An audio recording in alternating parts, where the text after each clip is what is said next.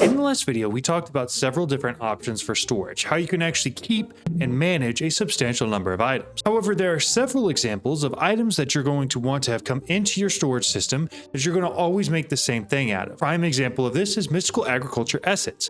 Each type of essence usually makes one or two different types of items, and so automatically crafting or processing these items down into what you actually want is far more beneficial than having that added additional step during an auto craft. Now, there are a ton of different ways to do this in ATM10, so I want to start this video with mentioning what I usually say at the end, which is that if you have a great way to do this, a fantastic way to process items, please feel free to leave those in the comment section down below. I by no means think I'm the expert on this subject. However, what I intend to do in this video is give you some ideas, some basic concepts that you can work off of to help you deal with the incredible number of items that you're going to get. We're going to walk through 5 different examples of things that you can do, looking at mystical agriculture essence, bee combs, mob farms, XP, and finally raw ores that you're going to get. I hope you find this video helpful. If you do, don't forget to like, comment, subscribe. Let's get into it. Before I get too far into today's video, I do need to tell you about the sponsor of the video, which is BerryByte. If you're looking to host a reliable server at a reasonable price, BerryByte is the platform for you. They make setting up a modded Minecraft server as easy as it can possibly be with instant one-click setup. They use super fast Ryzen 9 CPUs and have automatic backups baked into the servers, so you don't even have to go through the process of getting the extra mod and configure it yourself. To make your experience the best it can possibly be, they offer server locations all over the world so that you can have the smallest amount of latency possible, and they offer numerous different CPU and RAM configurations so that you can pick exactly what you need. And if you reach a point where you realize you need more RAM, you can always upgrade. For ATM10 specifically, it's recommended that you have at least 6 gigs of RAM. Now, to put the icing on the cake and make this even more affordable for you, you can use code JohnHall at checkout to save $5 or JohnHall20 to save 20%. Thank you so much, BerryByte. Let's get back to the video. All right, so example number 1 is mystical agriculture essence.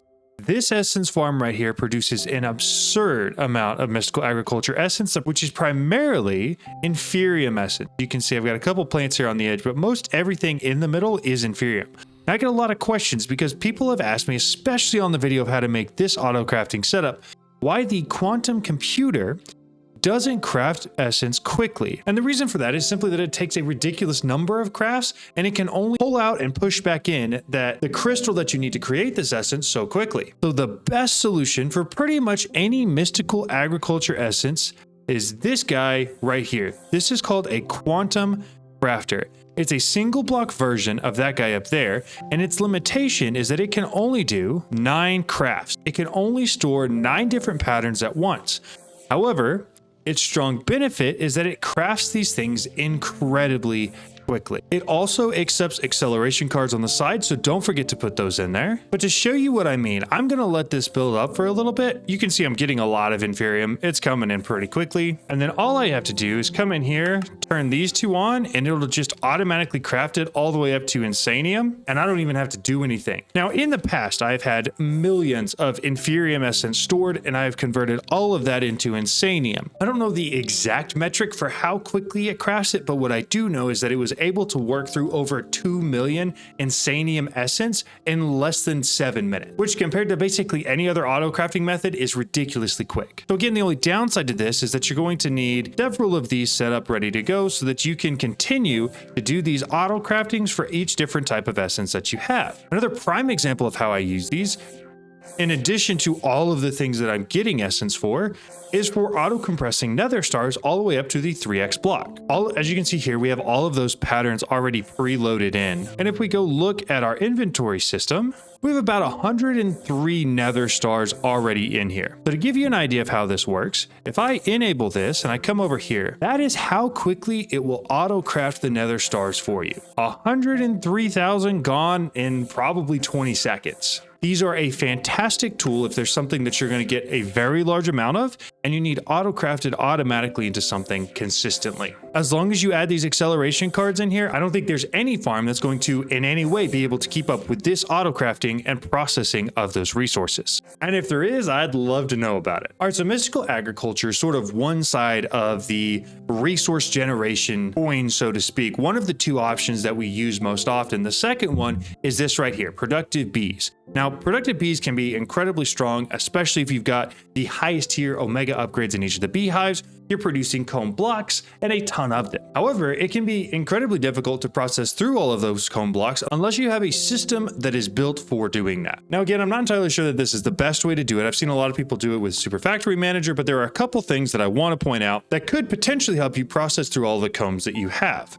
Number one, use the heated centrifuges. These can actually process the comb blocks. You don't have to process combs individually. I had that problem, especially at the beginning quite a bit, where I was turning all of the comb blocks into actual combs and then sending them into the powered centrifuges.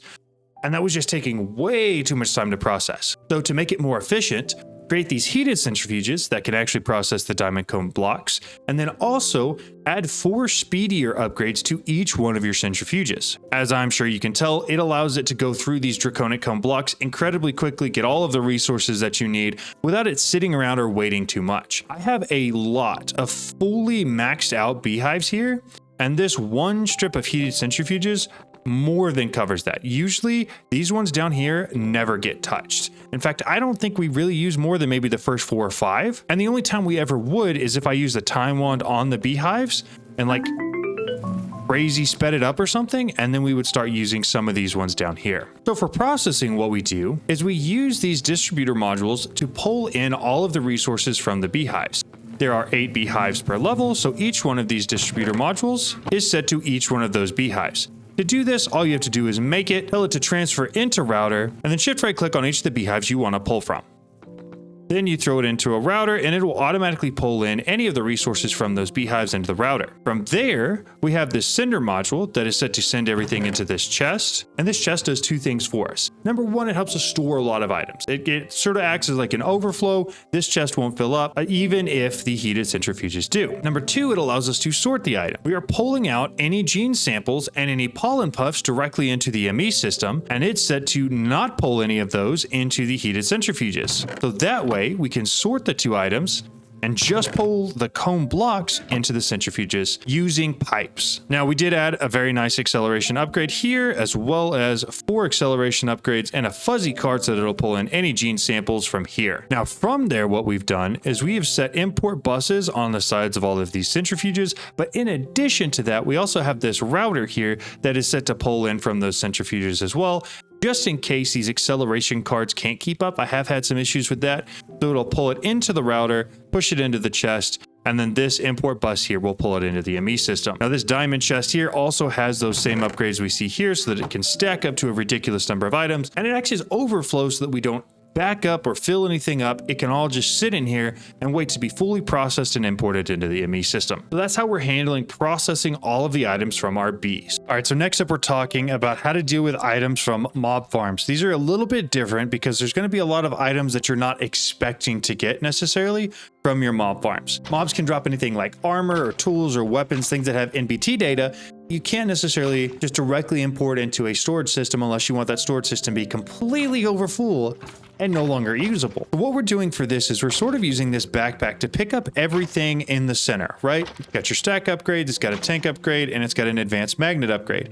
This will store everything in here, and then we're processing it based on where we want it to go. So all of the fluid that is collected, which would mostly just be the XP, is sent into an ender tank that's then imported into my ME system. Any items that I want to keep, I add to this right here, a whitelist filter that then pulls into an ender chest that is also imported into my ME system. These are items that I want to keep. Anything else, I'm using the item pipe to filter out using a blacklist that goes into the trash. Now, the reason you want to do it this way is because, like we talked about, there's a lot of items that you're going to get that you're not necessarily expecting, that you don't necessarily want to keep, or at least at a certain point, you're not going to want to keep any more of. This solves for this by using a pipe with a whitelist and a pipe for a blacklist.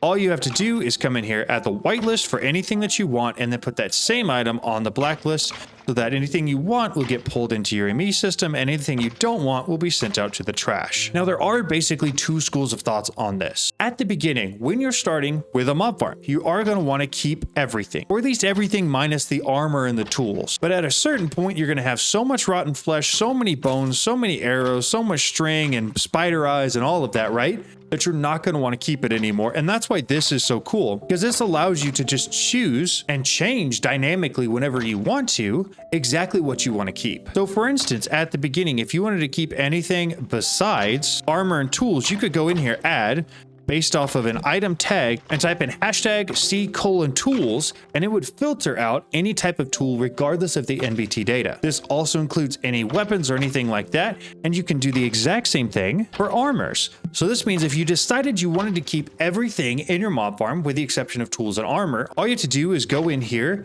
and blacklist from what you want to keep the tools and armor, and whitelist for the trash tools and armor. That way everything else goes into your storage system and the tools and armor go directly into the trash. I know they may be a little bit general, but hopefully that helps you see how these items right here, including the pipes with the advanced upgrades that allow you to add these filters, can help you filter out and process through your items from your mob farms. All right, next up, item number 4 is how to collect and process XP. There are 2 ways to do this. Number 1 is what we just looked at with the diamond backpack with the advanced magnet upgrade and the tank upgrade in it that'll pull in XP that it picks up. This XP is then exported into an ender tank using a fluid pipe, and the ender tank on the other side has an import bus that is set to pull everything from it into your ME system. From there, you can do whatever you want with it. You can keep it, you can store it as a fluid, whatever you want. Currently, I'm sending it out experience and XP fluid to this experience holder is set to export it out to me up to level 500. Now, the only downside of this is I do have to be near this experience holder in order for it to keep pushing it to me, but it also allows me to process all of that XP without really having to do too much else. Now, the second option is this right here. We have something like a clicker that has knowledge of the ages on it already. It's going to collect a lot of XP. And this experience holder is set to pick up any XP that's dropped in there. Like we had before, we have a target level 500, but we're just keeping all of the XP in here directly. Downside of this is it's not stored in a central location. So it's not in your storage system, not in your ME system or anything like that. So if you need buckets of XP for something like the chicken feed to make spawn eggs, or to put in something like this, like the Hephaestus Forge, it can be a little bit difficult to get out, but it's elegant in the fact that it's all stored within a single location, picks it up from your XP farm, keeps it in here, gives it to you. All right, the final item I wanted to talk about is ores. How do you process through a very large amount of ores? How do you set up some automated processing for that so that you don't have to worry about getting your raw ores into actual ingots of some sort of item? Now, once again, there are sort of 2 schools of thought that I understand on this. Number 1, you have the mechanism 6x ore processing. Now, this right here is really cool. It shows you exactly how to go through it, what you're going to need along the way, and every single different type of item that you're going to need to have in order to fully optimize each one of your ores that you're trying to run through here. Now, you can do this if you want to. It really helps get the most out of everything that you're going to be creating. However, what I've found is that usually by the time I get to the point where I want to have something like this, where I need something to process a large number of ores, I am also already at the point where I have so many of those ores that I don't need to set it up. That it is far quicker to go with a more simple option like this, where you have a netherite furnace and an export bus, and you export all of the raw materials that you want directly into a netherite furnace that just processes them all for you and then imports it directly back into your ME system. Like, yes, you're not getting the 6x that you would from the mechanism setup, but you're getting it all processed really quickly. And because of how quickly you're making those raw resources from your bees or from your ME farm, you don't really have to worry about that. Now, this is one for sure that I'm kind of curious, and I want you guys to leave a comment down below, because sometimes I feel like I'm missing something here. Like, have you guys ever gotten to a point in All the Mods 10 where you felt like you actually benefited from this or actually needed to have this to dramatically increase the output of each ore that you're getting? I haven't, but I've noticed that I play the game a lot differently than a lot of people, so I want to hear your perspective as well. Now, like I mentioned earlier, I'm going to ask you guys to leave a comment down below for how you would go about doing any of these processes differently. I've had an absurd amount of people reach out to me lately saying how thankful they are, not just for the videos that I put out, but for the comments that you guys leave in the comment section below. You guys are so incredibly helpful and provide critical and vital information that other people are looking for that I maybe missed or didn't cover well in my video. So thank you guys so much for that. Keep doing it. Don't forget to turn on the notification bell so that you get alerted whenever I go live. I've been really enjoying live streaming lately, and I hope you guys are enjoying it too. But that's it for this video. Don't forget, you're special. I'll see you guys in the next one.